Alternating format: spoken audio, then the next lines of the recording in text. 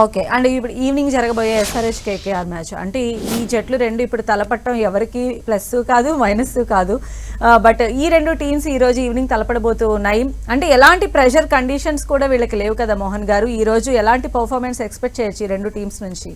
అంటే definitely SRH and KKR they not going to qualify, వాళ్ళు గెలుసు. But వాళ్ళు ఏం చేస్తారంటే ఈ మ్యాచ్ మంచి పెర్ఫార్మెన్స్ ఇవ్వాలా, సో దట్ నెక్స్ట్ ఇయర్ ఆప్షన్కి వాళ్ళ టీమ్ ప్లేయర్స్ రావచ్చు.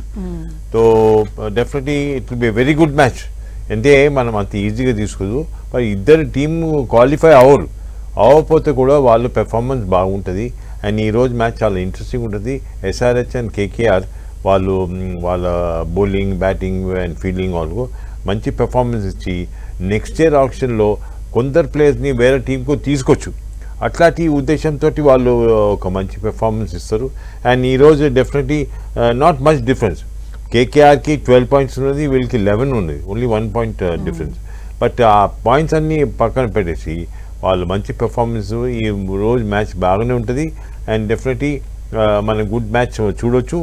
అండ్ ఫైటింగ్ స్పిరిట్ మనం చూడొచ్చు. అంటే SRH have a good chance to beat KKR, but KKR also will try to beat SRH.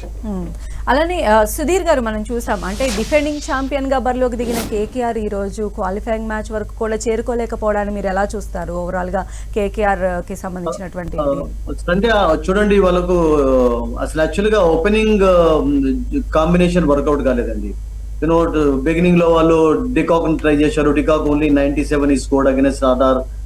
Assam లో స్కోర్ చేశాడు గౌహతిలో. ఆ తర్వాత ఫెయిల్యూర్స్ చూసాం, అందుకనే గుర్బాజును తీసుకురావాల్సి వచ్చింది. Sunil Narayana as a batter గా అంత పెద్ద ఇంప్రెసివ్ పర్ఫార్మెన్స్ కనబచ్చలేదు. వాళ్ళ మిడిల్ ఆర్డర్, లోవర్ ఆర్డర్ కూడా మీకు రస్సెల్ చాలా లేట్ గా క్లిక్ కావడం చూసాం.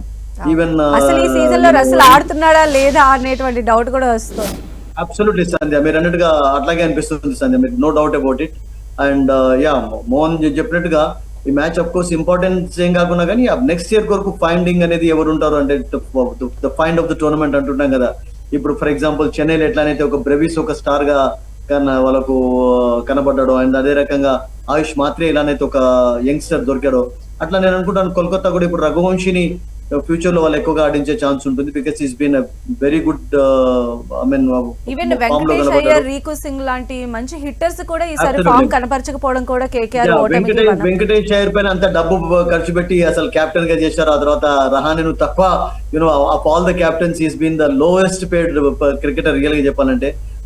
And is played very well అండి, యాజ్ అ కెప్టెన్ గా మంచి పర్ఫార్మెన్స్ కనబరిచారు. బట్ వాళ్ళకు కాంబినేషన్స్ వర్కౌట్ కాలేదు సంధ్య. అండ్ వెంకటేష్ అయ్యర్ కూడా మీరు అన్నట్టుగా 1 ఇన్నింగ్స్ మినాయించి అంత పెద్ద చెప్పుకోదగ్గ ప్రదర్శన కనబరచలేకపోయాడు. అండ్ అట్లాగే వాళ్ళు స్పెన్సర్ జాన్సన్ ఆడించారు స్టార్టింగ్ లో. నోకియాన్ ఒక మ్యాచ్ లో ఆడించారు against Punjab, he was good in that match. But Spencer Johnson అంత పెద్ద పర్ఫార్మెన్స్ అతను కూడా ఇవ్వలేకపోయాడు. And Sunil Narayan and Chakravarthy done a good job, better job than others actually. So వాళ్ళ బౌలింగ్ లో కూడా కొన్ని సమస్యలు కనబడ్డాయి. అండ్ నేను అనుకుంటాను టాప్ ఆర్డర్ లో కాంబినేషన్స్ వర్కౌట్ కాకపోవడం అనేది one of the biggest reasons for their failure. Yeah, defending champions గా of course no doubt you know చెప్పుకోదగ్గ పర్ఫార్మెన్స్ కనబరచలేకపోయారు. బట్ టుడేస్ మ్యాచ్ లో అఫ్ కోర్స్ ఒక కన్సోలేషన్ విన్ అవుతుంది. అండ్ 6th, 7th పొజిషన్ లో ఉండడానికి ప్రయత్నించాలి టూ టీమ్స్ కూడా.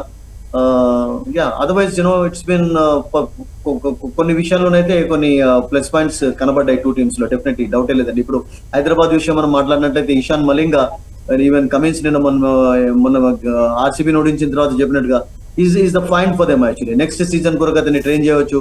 Is really bold well actually. Shami perform చేయకపోవడం తోటి ప్రెషర్ అనేది క్లియర్ గా కనబడింది మీడియం పేస్ డిపార్ట్మెంట్. కమిన్స్ కూడా లాస్ట్ అండ్ సెకండ్ ఫేజ్ లో he has been very good అండి. ఫస్ట్ ఫేజ్ లో కొంచెం చాలా డిసప్పాయింటింగ్ పర్ఫార్మెన్స్ కనబచ్చారు. కమిన్స్ పేరు వచ్చింది కాబట్టి కమిన్స్ జనరల్ గా క్రౌడ్ అందరినీ కూడా సైలెంట్ చేసేస్తూ ఉంటారు, కానీ ఈసారి కమిన్స్ సైలెంట్ అయ్యారు ఈ సీజన్. సెకండ్ ఫేజ్ పర్వాలేదండి. అండ్ అతనికి ఈ రోజు మ్యాచ్ అనేది చాలా ఇంపార్టెంట్, ఎందుకంటే కమిన్స్ కానివ్వండి, హెడ్ కానివ్వండి, because they are going to play World Test Championship final ఆడుతున్నారు కనుక ఇంగ్లాండ్ లో ఆ మొమెంటం రిథమ్ అనేది చాలా ఇంపార్టెంట్ వాళ్ళిద్దరికి కూడా.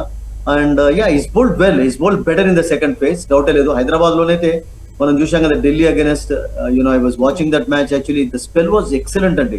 కమిన్స్ రియల్ గా బౌలింగ్ చేస్తున్నప్పుడు it's always a treat to watch him, no doubt about it. మంచి మొమెంటం రిథమ్ తో బౌలింగ్ చేస్తున్నప్పుడు అందరినీ కూడా కష్టపెడుతుంటాడు, అటువంటి క్వాలిటీస్ అతనిలో ఉన్నాయి. అండ్ ఈ రోజు మ్యాచ్ లో కూడా అఫ్ కోర్స్ ఒక మంచి పర్ఫార్మెన్స్ అతని నుంచి ఎక్స్పెక్ట్ చేయొచ్చు. మరొక విన్ కొరకు Hyderabad can try today.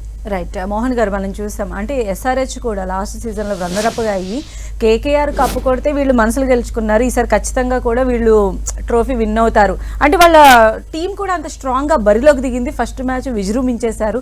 300 expectations కలిగించినటువంటి ఎస్ఆర్హెచ్ టీం ఈరోజు మనం చూసినట్లయితే అసలు ఎక్కడ టేబుల్ లాస్ట్లో ఉన్నటువంటి సిచ్యువేషన్ ఉంది.